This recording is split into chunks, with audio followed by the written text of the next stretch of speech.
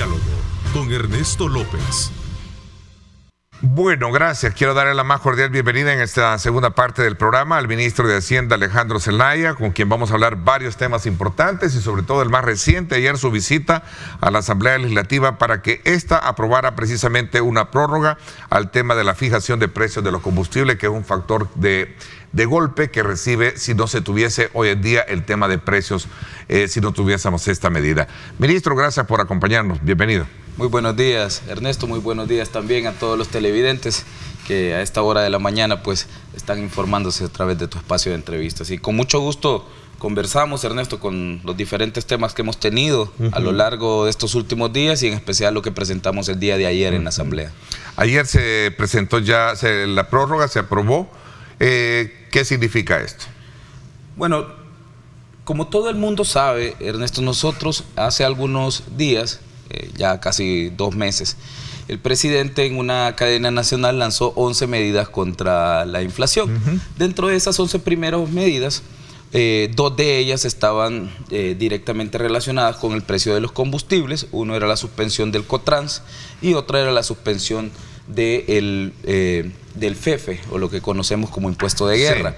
Ambos impuestos a la gasolina y que estaban siendo cargados al precio de los combustibles. Entonces, en ese momento, el presidente gira la instrucción de que se suspendan ambas contribuciones y de manera posterior lanzamos una iniciativa en la que fijamos los precios de los combustibles hasta el 31 de mayo de este año. Entonces las 3 iniciativas estaban por vencer, tanto la fijación de precios, que es básicamente un subsidio a las distribuidoras que se absorbe a través de una acreditación de impuestos, es decir, ellos al final del mes pueden acreditarlo contra sus impuestos y de esa forma pues se mantienen los precios fijos. En el caso pues del diésel 4.14 para las 3 zonas, ese es el precio que hemos fijado, que fue el último que digamos que se mantuvo en los márgenes normales.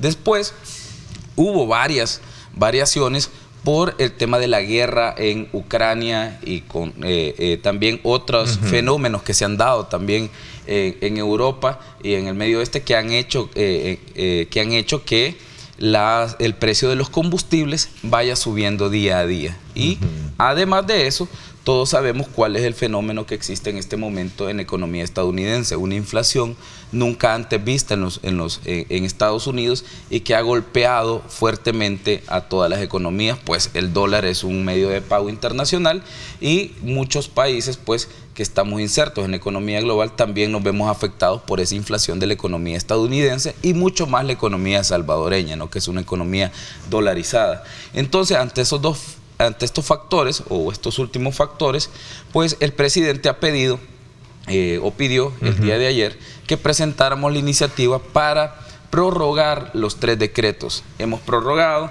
los 3 decretos, es decir, los precios de los combustibles se van a mantener a los precios actuales y a los que habíamos fijado hasta el 31 de agosto de este mismo año. Luego de llegada de esa fecha tendremos que evaluar cómo continúa la crisis. Nosotros hemos sido muy claros desde el gobierno, es una situación que nosotros no quisiéramos tener. Claro. Es un fenómeno que es un problema que no es de país. No es de país, no lo ha causado nadie, ningún actor de nuestra economía. Y tampoco lo ha causado el gobierno. Pero es responsabilidad del gobierno dar una solución también a la población. Lo importante de esto, Ernesto, es que al fijar el precio de los combustibles, estamos reduciendo el margen de incremento en los precios finales de los productos. Sí. Es decir, el transporte colectivo de pasajeros no puede incrementar tarifas porque los precios continúan al mismo valor. Las señoras que venden en los mercados no deberían incrementar los precios por fletes de combustibles, ¿no? A pesar de que los hay. Sí, los precios. Claro. Hay otro fenómeno, pero que ese es otro fenómeno que no sé si está bajo el alcance de poder ser interpretado, porque lo hemos tratado con la Defensoría del Consumidor y otros, ¿verdad? Pero claro, bueno. pero hay que recordar una cosa, este país, básicamente, Ernesto, consume produce solo un 20% de todo lo que consume, es decir, un 80% de los productos que se consumen en nuestra economía vienen de fuera del país, es decir, que están siendo impactados por los precios internacionales del petróleo. O sea, no solo es un incremento en los combustibles y también en la cadena de suministros, porque se ha incrementado, pero los productos que vienen de fuera ya vienen con un incremento de precios. Entonces nosotros lo que estamos haciendo es tratar de disminuir en las herramientas que nosotros tenemos, pero hay una afectación de la cadena global de suministros, no desde ahora, sino desde que llegó COVID-19. Es una de las cosas que nos afectó mucho la cadena de suministros, y esto hizo incrementar el precio de algunos productos. Lo importante de esto es que nosotros, tal como lo están viendo en pantalla, nos mantenemos como el país con la gasolina o con el combustible más barato de toda la región. A eso iba, ministro, a presentar esta tabla, pero esta creo que está el 8 de abril. Cuénteme, productor, hasta el 8 de abril, o sea, todavía está un poco la variable. Pero seguimos teniendo precios, el precio más bajo en comparación de la región centroamericana. De hecho, en ese momento los precios de la región centroamericana estaban un poco más bajos, ahora han incrementado en algunos de los países, porque uno, los fenómenos en la economía global continúan, dos, hay algunos países que no han tomado medidas. Recientemente en Honduras, hace un par de días, vimos cómo algunos transportistas de carga se fueron a una protesta. Hicieron una protesta. Están presionando a los gobiernos para que tomen las mismas medidas de acá. Yo lo estaba viendo a través de unos legisladores. Perú ha tenido protestas también. En el caso de Honduras, ¿no? En el caso de Honduras y en toda la región centroamericana, la mayoría de la población siempre vean lo que está haciendo El Salvador. Hagan lo que está haciendo El Salvador.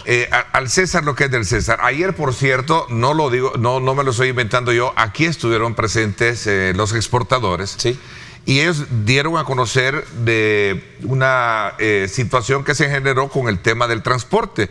Muchos transportistas estaban viniendo al país, cargando acá combustibles porque en sus países estaba demasiado caro. Prefieren cargar. Y elogiaban la medida que se había tomado precisamente con este gobierno. Lo estoy diciendo porque así fue, como lo dijo la directora de Coexport y también el asesor Fernando que estuvo con nosotros. De hecho, se nos decía en su momento, ¿verdad? Que ese era uno de los riesgos, que era de subsidiar a la cadena, digamos, de la región centroamericana, por lo menos. Bueno, pero aquí final, pasan, pues. Al final, también les decía, sí, bueno, es probable que ellos tomen parte del subsidio, pero también es un ingreso a nuestra economía que no teníamos, porque en vez de cargar combustible en sus países de origen, pues tampoco es que carguen demasiado. Y la modalidad así es, si yo voy por Nicaragua, yo tengo que poner gasolina para llegar a Costa Rica, ¿no? Es lógico. Tal cual. Entonces, creo que también es una forma también de dinamizar nuestra economía, ¿no? Y de que los demás países de la región centroamericana también se interesen en lo que nosotros estamos haciendo. De hecho, a pedido de El Salvador también se abrieron algunas operaciones en el BESIE para apoyar a los países, porque en muchos de los casos hay algunos países que no tenemos todas las herramientas que quisiéramos. Entonces, eso ha sido lo que presentamos el día de ayer, Ernesto. Esto se aprobó, ayer se aprobó en la Asamblea Legislativa. Quiero felicitar a todos los diputados que aprobaron tanto el régimen de sección también como estas iniciativas que son para proteger la vida y el bolsillo de los salvadoreños. Así que a partir de esta fecha hasta el 31 de agosto los precios continúan con los mismos que hemos tenido. Esta pregunta no deja de, digamos, no sé si incomodar, ¿sí? Pero todo este dinero es parte de un subsidio que el gobierno está haciendo. ¿Cuánto representa dentro de la estructura de las finanzas del Estado? Fíjate que ayer que estábamos en la presentación del documento, el presidente de la Asamblea, Ernesto Castro, decía algo que parece pues muy simple, pero que es cierto. Al final nosotros vamos a invertir alrededor de 20 millones mensuales en esta nueva iniciativa. Es dinero de los contribuyentes, pero que por fin está regresando a los contribuyentes.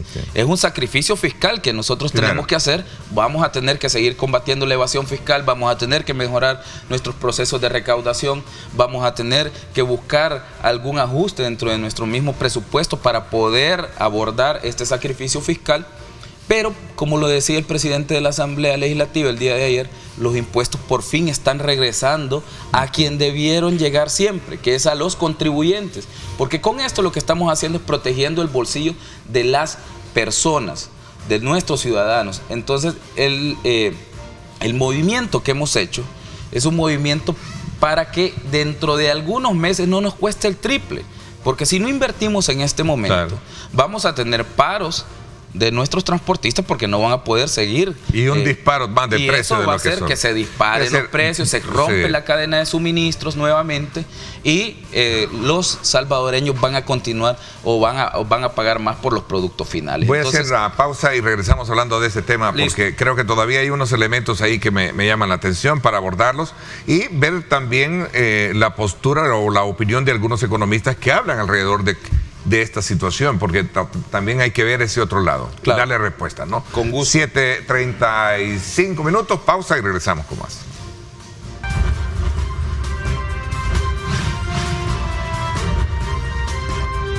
Diálogo con Ernesto López. Bueno, gracias nuevamente por estar con nosotros a esta hora de la mañana. Decía de que en este tema relacionado con el precio de subsidiario que se le está dando, si bien es cierto, lo recalcaba ministro sobre la base de que, bueno, son impuestos, sí, de salvadoreños, pero que están regresando para los salvadoreños. Pero ¿cómo esto impacta también dentro de la estructura de las finanzas del Estado, que en su momento es parte también de la preocupación que tienen sectores que en algún momento no acompañaron la medida? Ernesto, al final son 60 millones, digamos, por los 3 meses, eso es el costo estimado que nosotros tendríamos. Todavía no sabemos si va a existir una variación hacia la baja en los precios de los combustibles en los próximos 3 meses. Ojalá que así sea, nosotros quisiéramos que así fuera. Yo soy el principal preocupado por las finanzas públicas de nuestro país. Me hubiera gustado no recibir un país con un 70% de endeudamiento del PIB, que nosotros hemos tenido que gestionarlo incluso en una emergencia sin precedentes, pues en la época moderna, a nivel global. Luego, con una crisis inflacionaria, también a la cual se le adiciona una crisis por una guerra que dispara los precios de los commodities, sobre todo el petróleo, y hace que los mercados bursátiles también sientan, digamos, la afectación por los precios del petróleo. Pero nosotros tenemos que decidir si intervenimos o no en la economía. Si no intervenimos, va a ser mucho más caro de lo que realmente podemos pagar, y al final, si no es para que los impuestos regresen a los contribuyentes, entonces ¿para qué existen los tributos?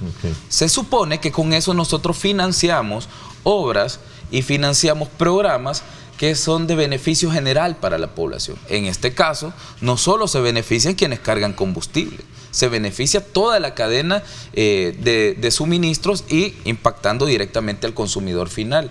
Una cosa importante es que nosotros llevamos, digamos, el beneficio no solo a los beneficiarios o aquellos que cargan combustible, también lo hemos llevado a aquellos usuarios industriales, ¿no? Porque hay compañías que necesitan combustible para que su maquinaria produzcan, ¿no? Y esto también se suma al precio del producto final. Entonces también trasladamos no solo a las estaciones de servicio de gasolina el beneficio de este subsidio para estabilización de los precios de combustible, sino que también se amplió a los usuarios industriales para que no incrementen los precios. A la vez estamos con un amplio operativo de verificación de precios a nivel nacional. Esto también incluye, porque el día de ayer se aprobó eximir de impuestos las compras realizadas, otra también parte de los ingresos que tiene el Estado, otro punto. En el caso del estado de excepción o el régimen de excepción, Ernesto, hay que ser muy sinceros. Cuando el gobierno, digamos, hace una compra, el gobierno también paga IVA. Al final ese efecto en caja es cero. ¿Por qué? Porque si yo eximo que las compras que realiza el gobierno estén libres de impuestos, entonces lo que voy a hacer es que el Estado va a pagar menos. Al final es dinero que te iba a entrar por una vía, ¿no? Pero que al final también la ibas a pagar. Entonces es un efecto cero. Y esto lo que hace es que reduce los presupuestos que tienen las instituciones gubernamentales. Y sobre todo nosotros aplicamos este tipo de medidas cuando son programas que realmente llevan un beneficio bastante grande a la población. Lo hemos hecho con las computadoras y lo hemos hecho con también con los regímenes de seguridad, en este caso el estado de excepción. ¿Por qué? Porque nuestra PNC, nuestra Fuerza Armada, si quiere combatir la criminalidad, también necesita recursos. Yo estaba viendo cómo algunos criticaban, o algunos miembros de la oposición estaban criticando que destináramos 10 millones para la compra de tecnología en la Fiscalía General de la República. Y eso no fue lo que siempre se quiso, pues, que la Fiscalía contara con mejor tecnología. Yo he escuchado a algunos diputados que han dicho, no, es que lo que hay que hacer es contratar más fiscales. ¿Y cuándo nos se reorientaron 14 o 20 millones para el tema de las intervenciones telefónicas? Son 10 millones para el tema de las intervenciones telefónicas, y si de verdad, si alguien no está a favor de que intervengamos las comunicaciones de los criminales, bueno, no sé en qué pasos anda, Ernesto, o por qué se preocupa. Alguien que no tiene nada que ver con la criminalidad en este país, ¿y por qué te van a intervenir las comunicaciones? Es un derecho, y los derechos están salvaguardados también en nuestra Constitución, el derecho a la privacidad. Entonces, no hay nada de que o por qué oponerse a este tipo de compras, porque son necesarias. ¿Hace cuánto necesitamos que nuestro país cuente con mecanismos de investigación ágiles y que minimicen el margen de maniobra o el margen de error que tienen los procedimientos fiscales o los procedimientos policiales? Entonces, y una forma de minimizar esos márgenes de errores es introduciendo tecnología a todas las investigaciones que realiza la Fiscalía General de la República. ¿Por qué, Ernesto? ¿Por qué nosotros hacemos este tipo de refuerzos? Porque al final tienen un retorno en nuestra economía. La criminalidad o los hechos de violencia a nuestro país le cuestan alrededor de entre un 16 y un 20% del PIB, es decir, casi 6.000 millones de dólares al año. Eso nos cuesta. Si nosotros recuperáramos de esos 6.000 millones y si los pudiéramos introducir a nuestra economía formal, ¿no? Con solo que recuperáramos el impuesto sobre la renta de esos 6.000 millones, tendríamos alrededor de 1.800 millones. De verdad, lo que va para 10 millones que vamos a gastar en un software, el beneficio que nosotros vamos a tener es altísimo. Darle municiones, darle implementos a nuestros policías y a nuestros soldados para que combatan la criminalidad es sumamente rentable para la economía de nuestro país. Y además, eso por el lado económico, pero además de eso, estamos protegiendo la vida de los salvadoreños. Entonces, ¿de dónde salen estos incrementos presupuestarios que hemos hecho algunas instituciones? Bueno, tuvimos una buena recaudación hoy en abril, justamente, ¿no? Según estaba viendo ahí un cuadro, ¿no? Producción. Tal vez si nos lo pueden poner en pantalla nuevamente. De hecho, esos son, digamos, los números que nosotros habíamos proyectados, 6.300 sí, esos son los proyectados. Para todo el año. Hasta el momento hemos recolectado más de 350 millones adicionales a los que nosotros mismos habíamos planificado. Y la misma cifra casi es la que tenemos. ¿Y eso a qué se debe? ¿Más drástico o mayor conciencia de la población de que se está manejando mejor las finanzas? En general, mira, porque todos los jueves lo veo allá a ustedes, de hecho, vamos en la Fiscalía. Y creo que va también para la Fiscalía, de hecho, de acá salimos para la Fiscalía General de la República, continuar con los jueves de evasores. Hay un caso importante que es más de 15 millones los que vamos a presentar en un solo caso del plan anticontrabando. Daremos los detalles junto a nuestra directora de aduanas en la Fiscalía General de la República, pero lo que te quería mencionar es de dónde salen estos incrementos presupuestarios para las instituciones. Pues de esa mejora en la recaudación. ¿Qué factores han mejorado la recaudación?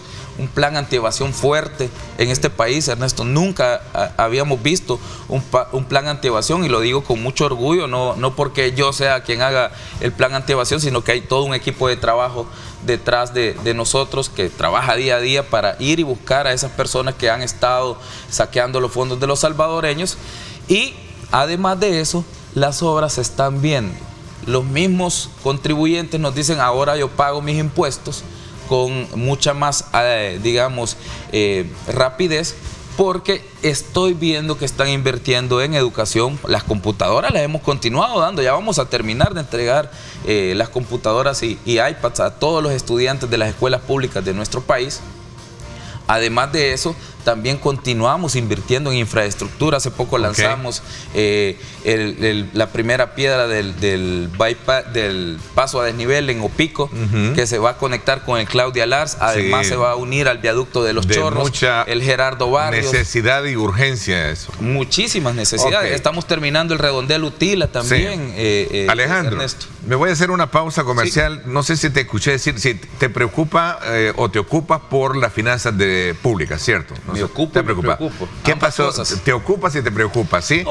Ahorita voy a esto. ¿Cómo está? ¿Qué pasó con el Fondo Monetario Internacional? ¿Hablamos de esto cuando regresamos? Sí, claro, con mucho gusto. 7:48, voy a pausa y regresamos con más.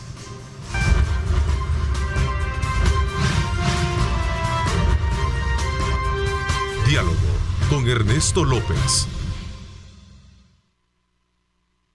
A ver, gracias nuevamente por estar con nosotros. A ver, ministro, ¿tan preocupado puede estar por las finanzas del Estado y todavía no hay una negociación concreta con el Fondo Monetario Internacional? Cuénteme un poco sobre eso. Bien, Ernesto, mira, yo he visto cómo se especula mucho sobre nuestro acuerdo con el fondo. Sí. Yo fui muy claro desde un inicio que el rol financiero del fondo para nosotros, si bien es importante, no es el rol principal, sino un rol de acompañamiento y prestigio, y de mantener una muy buena relación con los organismos multilaterales, de los cuales el Fondo Monetario para nosotros es un organismo importante. Pero lo dejen claro, sobre todo por la crítica que le hicieron la vez pasada, que no sé si la sacaron de contexto, las palabras suyas. Siempre lo sacaron de que era para tomar un café. Mira, la relación. El acuerdo que nosotros hemos estado negociando es un acuerdo IFF, o sea, de facilidad extendida, que inició negociándose como un acuerdo de stand-by.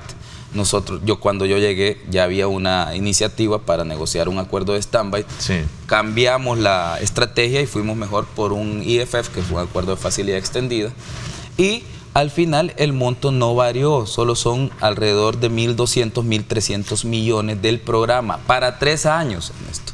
Es decir, alrededor de 400 millones por año. 400 millones por año. El presupuesto general de la Nación de El Salvador para el año 2022 es de 7.967 millones. 7.967 millones. Con 400 millones, Ernesto, no digo que no sea una cifra que para nosotros nos va a ayudar, claro que sí nos va a ayudar, pero no resolvemos el problema fiscal del país. Entonces no es un tema eminentemente del proceso de financiación, es un tema, como dije, pues, de que tener la validación de un organismo multilateral. Entonces hemos entrado a unas conversaciones con ellos, pero tampoco vamos nosotros a firmar un recetario. Se negocia.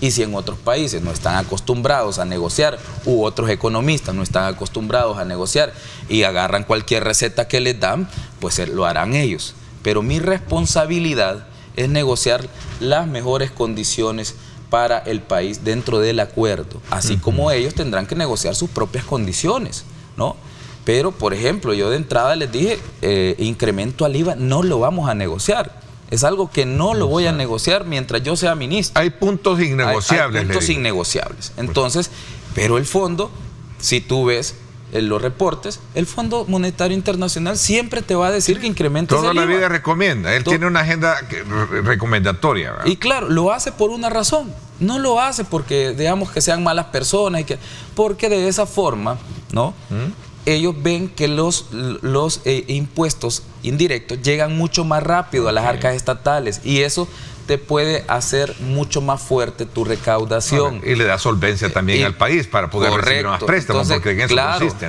Entonces, ¿qué es lo que pasa? Ellos, su mentalidad y su modalidad de pensar es la de un financiero, la de un economista. Pero eso, para nosotros, en nuestro país, puede tener unos efectos bastante fuertes. Si yo en plena recuperación económica incremento impuestos, lo que voy a hacer es provocar un colapso económico. Entonces no lo voy a hacer. Entonces todo ese tipo de cosas se negocian en una mesa y estamos en ese proceso. Okay. Una vez nosotros lleguemos a un acuerdo, lo vamos a anunciar. Se ha alargado esta negociación, o así son. La mayoría de negociaciones son así. Ahora bien, tú si quieres, puedes hacer, por ejemplo, en Costa Rica. Se anunció el acuerdo con el Fondo Monetario Internacional, pero incluía un incremento en los impuestos.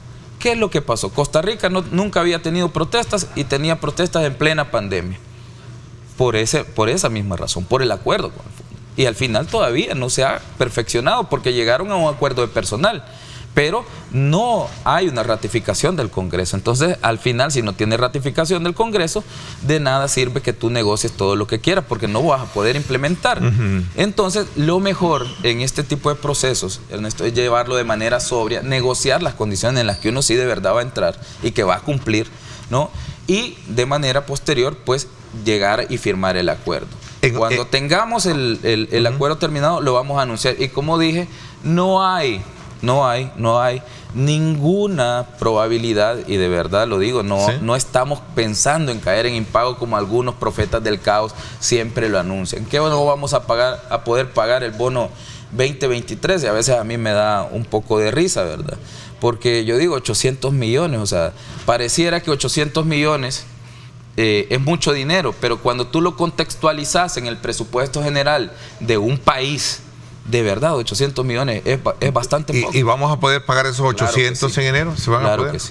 Pues en enero vencen, ¿verdad? En enero vencen, al igual que hemos cumplido con todas nuestras obligaciones. Compromiso. Y sobre todo, Ernesto, si cumplimos con nuestras obligaciones, con nuestros socios, en los peores momentos de la pandemia, ¿por qué no lo haremos ahora que ya nos estamos recuperando? Crecimos a ritmo de 10.3, tuvimos inversión privada récord, tuvimos exportaciones récord, tuvimos incremento en el turismo de un 30%, un incremento sustancial. Estamos invirtiendo en educación, estamos ahora atacando la criminalidad. O sea, de verdad, Ernesto, el fenómeno que vive nuestro país es un punto de inflexión, no solo en la historia salvadoreña, es un punto de inflexión en el estilo de gestión pública de la región. Ministro, a propósito, existe una preocupación latente y a lo mejor válida, como usted lo hemos abordado anteriormente, y es que hay mucha inquietudes y temor de que, obviamente, a raíz de toda esta falta de negociaciones que hacen por concretizar un acuerdo con el fondo, el gobierno al final, al no tener dinero, lo que va a recurrir es a tomar el dinero de las pensiones. ¿Podría asegurarle a la población nuevamente, porque la vez pasada lo abordamos, que no será así?